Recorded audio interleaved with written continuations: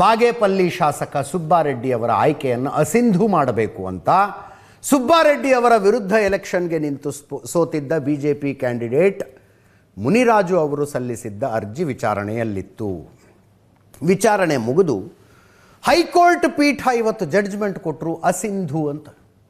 ನೋಡಿ, ಅಪರೂಪ ಈ ರೀತಿಯ ಜಡ್ಜ್ಮೆಂಟ್ಗಳು ಬರೋದು. ಯಾಕಂದರೆ ಬಹಳ ಸಲ ಏನಾಗುತ್ತೆ, ಗೆದ್ದ ಅಭ್ಯರ್ಥಿ ಶಾಸಕರು ಯಾರಾಗಿರ್ತಾರೆ, ಸಂಸದರು ಯಾರಾಗಿರ್ತಾರೆ, ಅವರ ವಿರುದ್ಧ ಸೋತಂಥವ್ರು ಕೋರ್ಟಿಗೆ ಹೋಗಿರ್ತಾರೆ. ಬಟ್ ಕೋರ್ಟಿನಲ್ಲಿ ವಿಚಾರಣೆ ಅದು ಎಷ್ಟು ನಿಧಾನವಾಗಿ ನಡೆಯುತ್ತೆ ಅಂದರೆ 5 ವರ್ಷ ಟೈಮ್ ಮುಗಿದು ಅವರ ಅಧಿಕಾರದ ಅವಧಿನೇ ಮುಗಿದು ಬಿಟ್ಟಿರುತ್ತೆ, ಪೀರಿಯಡ್ ಮುಗಿದು ಬಿಡುತ್ತೆ. ಆ ನಂತರ ಈ ಕೇಸುಗಳಿಗೆ ಏನೂ ವ್ಯಾಲ್ಯೂ ಇರೋದಿಲ್ಲ. ಬಟ್ 3 ವರ್ಷದಲ್ಲಿ ಜಡ್ಜ್ಮೆಂಟ್ ಬಂತು.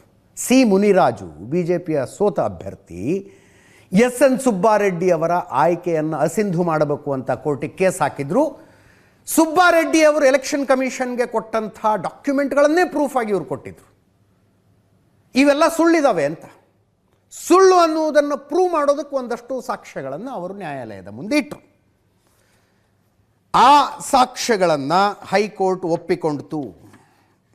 ಅಂತಿಮವಾಗಿ ಜಡ್ಜ್ಮೆಂಟ್ನಲ್ಲಿ ಹೇಳ್ತಾರೆ, 100 ಕೋಟಿ ರೂಪಾಯಿಯ ತೆರಿಗೆ ವಂಚನೆಯಾಗಿದೆ.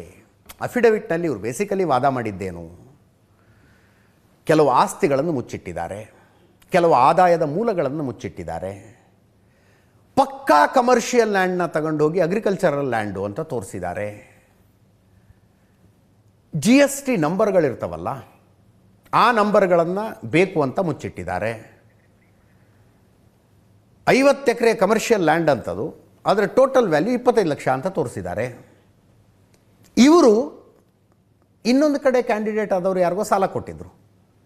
ಆ ಕ್ಯಾಂಡಿಡೇಟು ತಮ್ಮ ಎಲೆಕ್ಷನ್ ಅಫಿಡವಿಟ್ನಲ್ಲಿ ನಾವು ಸುಬ್ಬಾರೆಡ್ಡಿ ಅವರಿಂದ ಸಾಲ ತಗೊಂಡಿದ್ದೀವಿ ಅಂತ ಬರೆದಿದ್ದಾರೆ.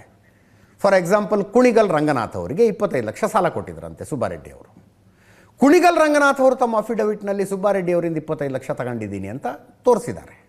ಬಟ್ ಸುಬ್ಬಾರೆಡ್ಡಿ ಅವರ ಅಫಿಡವಿಟ್ನಲ್ಲಿ ಇರಬೇಕಲ್ಲ, ನಾನು ಕುಣಿಗಲ್ ರಂಗನಾಥ್ ಅವ್ರಿಗೆ 25 ಲಕ್ಷ ಕೊಟ್ಟಿದ್ದೀನಿ ಅಂತ. ಇಲ್ಲವೇ ಇಲ್ಲ.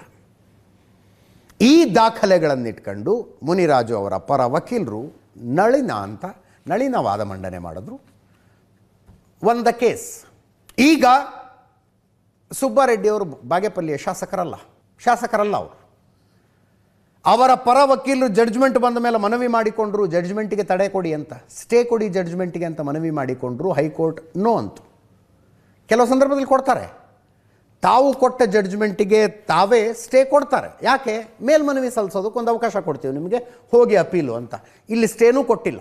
ಈ ಆದೇಶವನ್ನು ಎಲೆಕ್ಷನ್ ಕಮಿಷನ್ ಗಮನಕ್ಕೆ ತಗೊಂಡು ಬನ್ನಿ, ವಿಧಾನಸಭೆಯ ಕಾರ್ಯದರ್ಶಿಯ ಗಮನಕ್ಕೆ ತಗೊಂಡು ಬನ್ನಿ ಅಂತ ಹೈಕೋರ್ಟ್ ಹೇಳಿದೆ.